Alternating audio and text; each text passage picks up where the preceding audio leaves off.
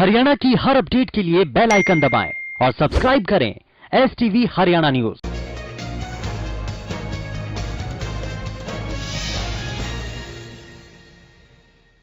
नमस्कार, आपका जिला आपकी खबर देख रहे हैं आप सभी। मैं हूं अनामिका अजय मिश्रा। कृषि कानूनों को लेकर किसानों का आंदोलन हर रोज तेज होता जा रहा है। इसी कड़ी में किसानों ने अपने आंदोलन के लिए आगे की रणनीति तैयार कर ली। किसानों की रणनीति के तहत किसानों ने बुधवार से 2 सप्ताह के लिए देश भर में जागरण अभियान की शुरुआत कर दी है। इसके अलावा किसान 7 जनवरी को KGP और KMP पर ट्रैक्टर यात्रा निकालेंगे। ये ट्रैक्टर यात्रा सुबह 7 बजे से 11 बजे तक निकाली जाएगी। इसके बाद 26 जनवरी को दिल्ली में परेड में शामिल होने के लिए वीरवार को KGP और KMP पर रिहर्सल की जाएगी। किसानों ने ऐलान किया है कि इस ट्रैक्टर यात्रा में शामिल होने के लिए हर गांव से 10 ट्रैक्टर ट्रॉली पहुंचेंगे। किसानों ने सभी से ट्रैक्टर यात्रा में शामिल होने का आह्वान किया। इसके बाद 9 जनवरी को बॉर्डर पर सर छोटू राम की जयंती मनाई जाएगी। 13 जनवरी को कुंडली बॉर्डर पर लोहड़ी और मकर संक्रांति का त्योहार भी मनाया जाएगा। इस दौरान तीनों कृषि कानून की प्रतियां जलाई जाएंगी। 18 जनवरी को किसान महिला दिवस मनाया जाएगा। 23 जनवरी को नेताजी सुभाष चंद्र बोस की याद में आजाद हिंद किसान दिवस मनाया जाएगा।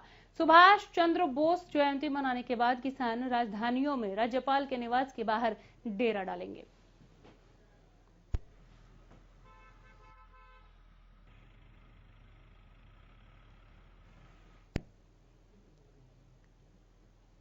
कृषि कानून वापस लेने की मांग को लेकर किसान 42 दिनों से बॉर्डर पर डटे हुए हैं। अपनी मांगे पूरी करवाने के लिए किसानों ने नई रणनीति तैयार की है। दरअसल हरियाणा के किसान संगठनों ने टिकरी बॉर्डर पर प्रेस कॉन्फ्रेंस की। इस दौरान हर घर से एक व्यक्ति को आंदोलन में शामिल करने की तैयारी की गई और हर एक गांव से 10 ट्रैक्टर ट्रॉली आंदोलन में शामिल होंगी। वहीं किसान संगठनों ने कहा कि कल KMP पर किसान ट्रैक्टर मार्च निकालेंगे। वहीं 13 जनवरी को पूरे देश में कृषि कानूनों की प्रतियां जलाने की बात कही।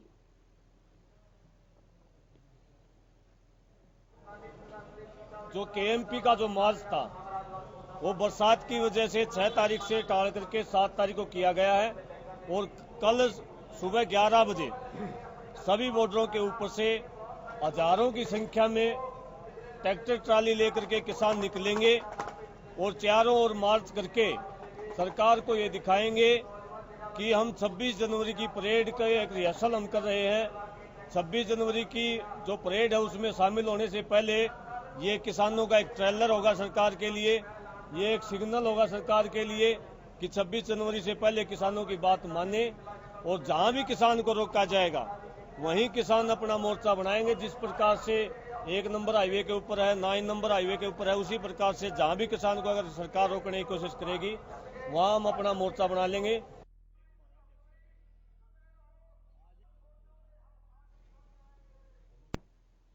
पूरे देश में किसान आंदोलन चरम पर है। करनाल में किसानों की तरफ से आज ट्रैक्टर ट्रॉली रैली निकाली गई। ये किसानों की तरफ से सरकार पर दबाव बनाने का प्रयास किया जा रहा है। किसानों की अगली बातचीत सरकार के साथ 8 जनवरी को होनी है। ट्रैक्टर मार्च में सीनियर किसान नेता बलदेव सिंह भी पहुंचे।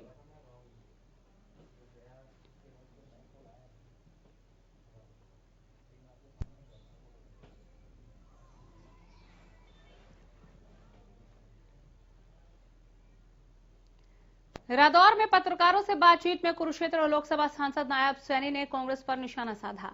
सांसद नायब सैनी ने कहा कि कांग्रेस की आज विपक्ष की भूमिका भी काफी चिंताजनक है।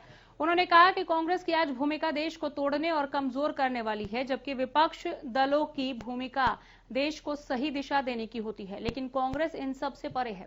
नायब सैनी ने कहा कि जो कांग्रेस पार्टी 2019 के अपने चुनावी घोषणा पत्र में कृषि कानूनों को किसान हितैषी बताकर लागू करने की बात कर रही थी, आज वो अपने राजनीतिक लाभ के लिए भोले भाले किसानों को गुमराह कर रही है। कांग्रेस की तो सोच रही है कि जिस प्रकार से भूमिका विपक्ष की होनी चाहिए देश के अंदर, वो भूमिका भी चिंताजनक है। कांग्रेस की जो विपक्ष की भूमिका है वो देश को तोड़ने वाली है, देश को कमजोर करने वाली है।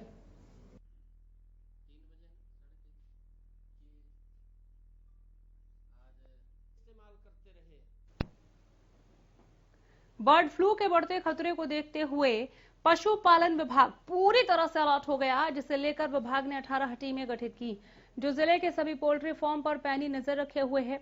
बता दें कि यमुनानगर में पोल्ट्री फार्म और हथनी कुंड, बैराज, दादूपुर हेड आदि जगहों पर विदेशी पक्षी आए हुए हैं।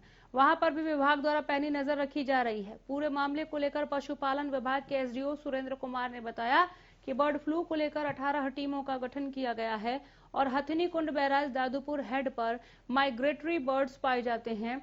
हमने वहां भी डॉक्टर्स की टीम को लगा दिया है। अगर वहां भी कोई मृत्यु होती है तो तुरंत उसकी सैंपलिंग करवाई जाए और डिपार्टमेंट को सूचित किया जाए ताकि तुरंत कार्रवाई की जा सके।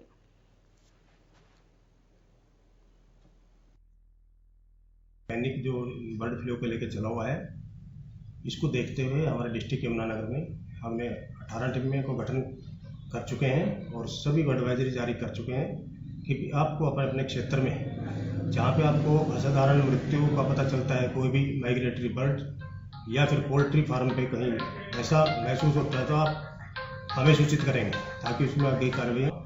हमारे पास काफ़ी माइग्रेटरी बर्ड्स हमारे पास आते हैं खिजराबाद एरिया में। हमने उस एरिया के डॉक्टर्स को भी काफ़ी विजिलेंट कर दिया, अलर्ट कर दिया है कि भी माइग्रेटरी बर्ड्स में उनके प्रति आप विजिलेंट रहें और यदि उन्होंने अनयूजुअल कोई डेथ पाई जाती है तो उसको तुरंत उनकी सैंपलिंग करवाई जाएगी। साइबर सिटी में भी कोरोना के नए वायरस स्ट्रेन ने अब दस्तक दे दी है। गुरुग्राम में 22 वर्षीय युवक में कोरोना का नया वायरस मिला। इस युवक की whole genome sequencing report positive आई है, जिसके बाद ही उसमें नए स्ट्रेन की पुष्टि हुई। वहीं युवक को 14 दिन के लिए डॉक्टरों के निगरानी में आइसोलेशन वार्ड में रखा गया। हालांकि नए स्ट्रेन से संक्रमित युवक की स्थिति फिलहाल सामान्य है। युवक के पॉजिटिव आने के बाद स्वास्थ्य विभाग ने उसके संपर्क में आए 3 परिजनों के सैंपल लिए थे, जिनकी रिपोर्ट नेगेटिव आई है। स्वास्थ्य विभाग के मुताबिक गुरुग्राम में ब्रिटेन से अब तक 740 यात्री लौट चुके हैं, जिसमें से 721 की स्वास्थ्य विभाग द्वारा पहचान कर ली गई है। इसमें से 176 दूसरे राज्यों व जिलों के हैं। वहीं 19 यात्री अब भी विभाग की पहुंच से बाहर हैं। में एक जो है कोरोना संक्रमित जो है यूके स्ट्रेन से पॉजिटिव पाया गया है और वो पहले दिन से ही हमने उनको आइसोलेशन में रखा हुआ है। एक dedicated isolation centre UK strain के लिए जो बनाया गया है उसमें रखा गया और जो पहले से जो एमएचए की गाइडलाइंस थी इनिशियली, वो गाइडलाइंस दोबारा फॉलो करी जा रही हैं और वो अभी पृथक रहेगा जब तक वो नेगेटिव नहीं आए।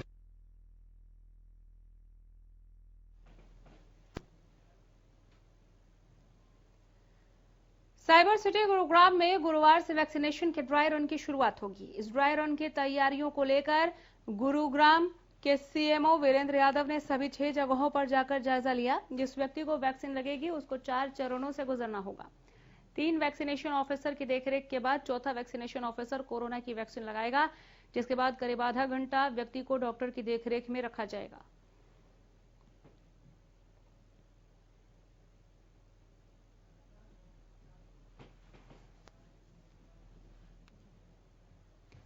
पंचकुला के बरवाला में लगभग 4 लाख मुर्गियों की असामान्य मौत के बाद अंबाला में एनिमल हस्बेंड्री विभाग अलर्ट हो गया है, जिसके चलते विभाग ने इलाके में बर्ड फ्लू जैसी स्थिति पर नजर रखने के लिए 26 टीमें गठित कर दी हैं। अंबाला में 46 लाख से ज्यादा मुर्गियां फिलहाल पोल्ट्री फार्म्स में हैं, लेकिन अभी तक किसी भी फार्म से किसी भी तरह की बर्ड फ्लू जैसी सूचना सामने नहीं आई है और न ही किसी बर्ड में कोई लक्षण मिले हैं। लेकिन एहतियातन विभाग ने टीमें गठित कर दी हैं। इसके साथ ही प्रवासी पक्षियों पर भी विभाग ने नजर बनाई हुई है और इसके लिए भी 3 स्पेशल टीमें बनाई गई हैं। जो दिक्कत आई है मोर्टेलिटी की, वो पंचकुले में आई है, तो उसको देखते हुए हमने भी अपने आप यहाँ टीमें बना दी, संगठित कर दी गई हैं और अपने डॉक्टरों को ये कह दिया गया रेगुलर वहाँ विजिट करें और चेक करें भी कोई अनयूजुअल मोर्टेलिटी तो नहीं है। तो इसके संबंध में उनको आदेश दे दिया गया। अभी तक हमारे अंबाले के अंदर कोई भी अनयूजुअल स्केल के ऊपर तो अब ये जो अफवाहों का बाजार गर्म हुआ है, इसकी वजह से पोल्ट्री फार्म वालों को बहुत तगड़ा लॉस हो रहा है। पहले तो हमें कोरोना ने मार दिया, कोरोना में हमारा बहुत ज़्यादा नुकसान हुआ। अब उससे थोड़ा सा हम उभरे थे तो इस अफवाह ने हमारा बिल्कुल ही काम को इसमें जी पूरा हम बाहर से कोई भी अंदर जाने नहीं देते। आपने देखा होगा हमारा लॉक लगा हुआ है, यहाँ पर स्प्रे पंप पड़े हैं, कोई भी आता है उसको हम पूरा सैनिटाइजर करके, कोई मेडिसिन आए कुछ भी आए उसको पूरा मतलब क्लीन करके सैनिटाइज करके अंदर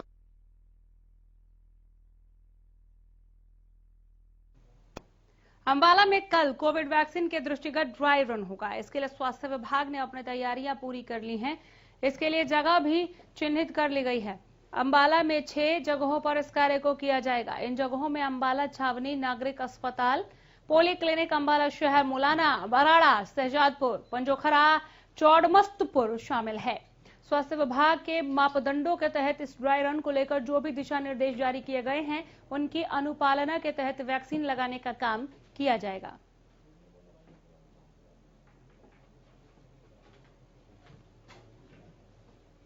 में 9,500 के आसपास जो कोविड की वैक्सीनेशन होने जा रही है आने वाले दिनों में, तो इसके लिए हम कल ड्राई रन आयोजित कर रहे हैं। इनमें अंबाला कैंट है, मेडिकल कॉलेज मौलाना है, बराड़ा है, पंजोखरा है, चौड़मस्तपुर है और शहजादपुर है। तो ये 6 जगह हमने चूज की हैं जहां पे ड्राई रन होगा। ड्राई रन के दौरान किसी भी तरह की एक मॉक ड्रिल है, जैसे कहीं पे अभी फायर के लिए मॉक ड्रिल होती है, उसी तरह इंजेक्शन लगाने की मॉक ड्रिल है, ताकि सारा का सारा स्टाफ पहले से ये हो जाए कि कोविड अप्रोप्रिएट बिहेवियर सारे अपनाएं।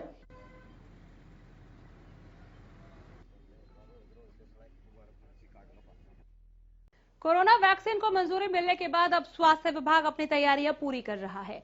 इसी कड़ी में वीरवार को स्वास्थ्य विभाग फरीदाबाद में 6 जगहों पर मॉक ड्रिल करेगा। सुबह 11 बजे से दोपहर 1 बजे तक चलने वाली इस मॉक ड्रिल के दौरान ये जानने की कोशिश की जाएगी कि कहीं तैयारियों में कोई कमी तो नहीं।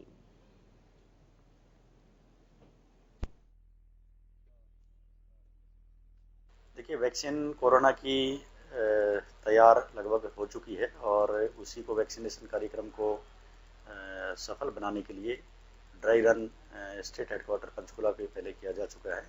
अब चूंकि सरकार ने निर्णय लिया है कि हर डिस्ट्रिक्ट हेडक्वार्टर पे ड्राई रन किया जाएगा, ताकि वैक्सीनेशन से संबंधित जो जानकारियाँ या उसमें उस प्रोसीजर में किस तरीके से हमने आगे बढ़ना है, इन सब की एक मॉक ड्रिल के रूप में एक हमारी तैयारियां हो सकें। उसमें डिस्ट्रिक्ट हेडक्वार्टर पर हमें हर डिस्ट्रिक्ट को 6 जगह हमें करना है, जिसमें 3 हमारे सेंटर रूरल होंगे और 3 हमारे अर्बन होंगे।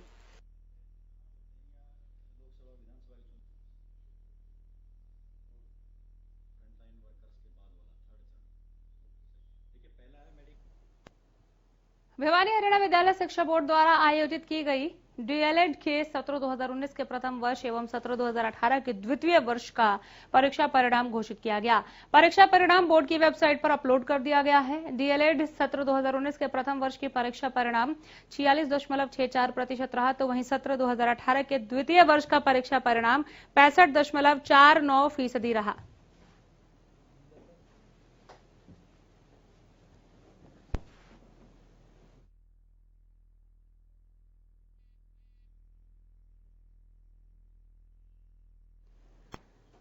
जिला स्वास्थ्य विभाग की टीम ने लिंग जांच करने वाले एक निजी अल्ट्रासाउंड केंद्र पर छापेमारी की है। इस दौरान 5 लोगों को गिरफ्तार किया गया है, जिसमें राजस्थान के 2 लोग, सोनीपत के 2 मुंशी और 1 महिला शामिल हैं, जो लिंग जांच करवाते थे। बताया जा रहा है कि 2 लोगों ने गर्भवती महिला का निजी अल्ट्रासाउंड केंद्र पर अल्ट्रासाउंड कराया था और अल्ट्रासाउंड की रिपोर्ट में लड़की बताकर झूठी रिपोर्ट तैयार करवाते थे, जिसकी स्वास्थ्य विभाग की टीम को सूचना मिली थी। दरअसल गर्भवती महिला को पहले दिल्ली और उसके बाद सोनीपत के कई हॉस्पिटल में ले जाया गया।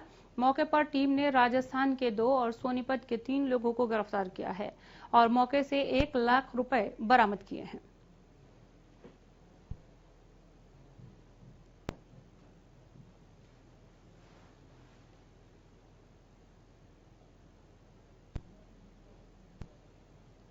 पानीपत में नाबालिग को उसकी मालकिन द्वारा पीटने के 2 वीडियो वायरल हुए। वीडियो में एक महिला को नाबालिग के साथ उसके मोहल्ले में आकर मारपीट करते हुए देखा जा सकता है।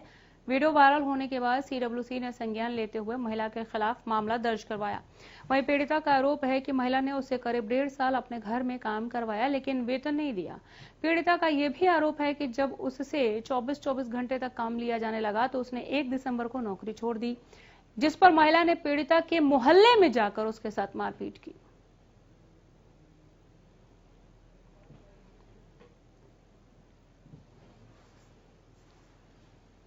गोहाना शहर को जाम से मुक्त बनाने के लिए गोहाना नगर परिषद अब रेहड़ी लगाने वालों को शहर से बाहर जगह देगा। इसके लिए नगर परिषद विभाग के अधिकारियों ने हुड्डा विभाग और मार्केट कमेटी से एनओसी की मांग की है। गौरतलब है कि गोहाना में रेहड़ी के चलते शहर में हमेशा जाम की स्थिति बनी रहती है, जिसके चलते शहरवासियों को काफी परेशानियों का सामना करना पड़ता है। इसके साथ ही नगर परिषद विभाग प्रधानमंत्री स्वनिधि योजना के अंतर्गत गोहाना में 450 रेहड़ी संचालकों को कारोबार बढ़ाने के लिए बिना गारंटी पर लोन उपलब्ध करवाएगा। ये हमने नगर परिषद ने रेहड़ी वालों का सर्वे करवाया था कंपनी के माध्यम से, तो 450 के लगभग रेहड़ी वाले हमारे यहाँ हैं नगर परिषद गोहाना के सीमा क्षेत्र के अंदर। तो इसके हमने स्थान निर्धारित किए थे, एक तो हुड्डा सेक्टर 7 में जो खाली जगह है, और एक करा था सब्जी मंडी के अंदर निर्धारित किया था हमने कि अभी इधर उस एरिया की रेहड़ी जो वो वहां शिफ्ट हो जाएंगी, इधर वाली रेहड़ी इधर शिफ्ट हो जाएगी। तो मैंने हुड्डा डिपार्टमेंट को और इसको मार्केटिंग बोर्ड को एनओसी के लिए लेटर लिखा था, परंतु उनका जवाब नहीं आया। तो मैंने उनको रिमाइंडर भी भेजा है, तभी उनकी एनओसी का इंतजार है। वो एनओसी का आने के बाद इनको शिफ्ट कर दिया जाएगा, जाम से मुक्ति मिलेगी। बुलेटिन में इतना ही। नमस्कार।